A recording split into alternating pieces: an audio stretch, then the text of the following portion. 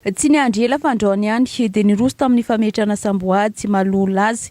I Ramatoa Lalatina Rakotondrazafy taoriany fanendrena azy lolo Madagasikara. Isolo ny toerany Topokolary Sara Manambitana. Ny foloany anterimeran-dolona moa no nametraka ny Samboady. Ny zavatra nisy moa zany nefa mivoaka le décret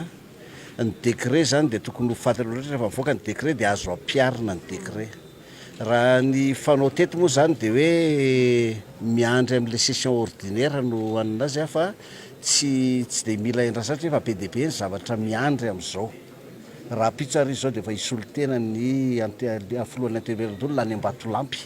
Dia zay mahatonga izy tonga dia natao le izy tsika mahatoky anazy tsika fa hitondra soa be dia be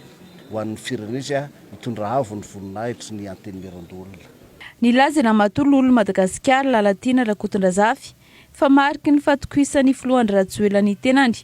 no natonga azy eo amin'ny toerana io ary tsy mivadika ny filohan'ny Rajoelina indrindra moa fa amin'izao nahazo toerana izao. Mariky ny fatokisana izay veriko fa zava-dehibe amin'ny vanim-potoana tahaka izao satria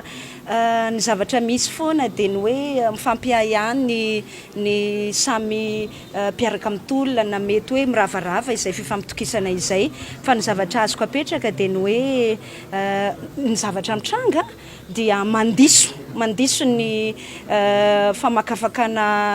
fahatanana tsy mitombona izay nataon'ny mpanohitra milaza manao hoe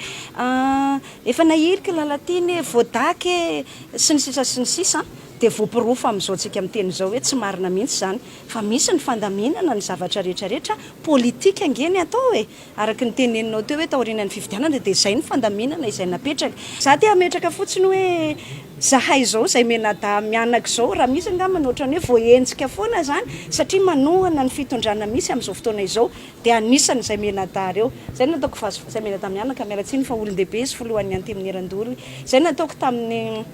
lahateny kely izay nataoko teo raha ohatra ka nafaty aneny fanenjehana sy ny famoronana lainga efa navadika impito ny teny efa tany ambany rangolahy fa sady tsy mahafatiny mbola mampijoro ary mbola ilazako azy ireo dia andiso fanantenananareo indray fa tena vao maika hijoro satria tamin'ny tsy nanana toerana aza mbola nijoro na dia teo aza nyresabe na elo hoe hivadika amin'ny filohan'ny Rajoelina amin'izay Lalatina satria tsy misy toerana intsony fa mbola apirofo zao fa tsy nivadika satria faresen-dahatra ange zay ny mila azon'izy ireo hoe raha mbola tsy azon'izy ireo zany hoe faresen-dahatra nijoroany eto faresen-dahatra arakevitra dia mbola diso amin'ny famakafakana foana izy ireo. Teto ihany koa dia namaly ny fanaratsiana ataon'ireo antoko-mpanohitra i Lalatina Rakotondrazafy ary nanome lesona an'ireo mpanohitra. Eto mba tia maly kely ny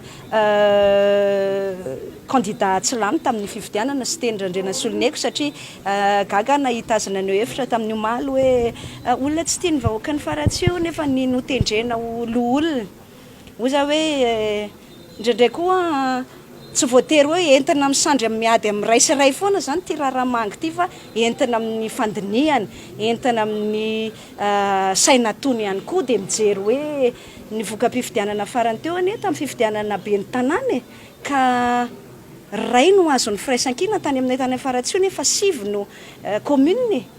ary ny enina dia azon'ny Irmara izay zany no nitarika ny fampelezan-kevitra tany an-toerana ka raha tsy tia ny vahoaka mazava ho azy fa tsy nifidy ny be ny tanàna izay natolotro niaraka tamin'ny filohan'ny Rajoelina sy ny isika rehetra miaraka amin'ny andry Rajoelina ny vahoaka ny faratsio fa mbola manapirofo ihany koa hoe alabato ny nalany an'ilay solombavam-bahoaka teo aloha. Manomboka androany araka izany dia mandray ny asany malolo azy i Ramatoa Lalatina Rakotondrazafy taorian'ny fametrahana Samboady. Tonga nanatrika izao lanonana ofisialy fametrahana Samboady azy izao moa ireo lolo Madagasikara sasany izay notaria ny filohan'ny anterimeran-dolona dia Andriamatoa Jeneraly Ravalomanana Risara. Ankoatra ireo lolo Madagasikara dia nahitana mpikambana eo anivon'ny gouvernemanta ihany koa ary olo manakaja maro sivily sy miaramila izay tonga nanome voninahitra ny lanonana.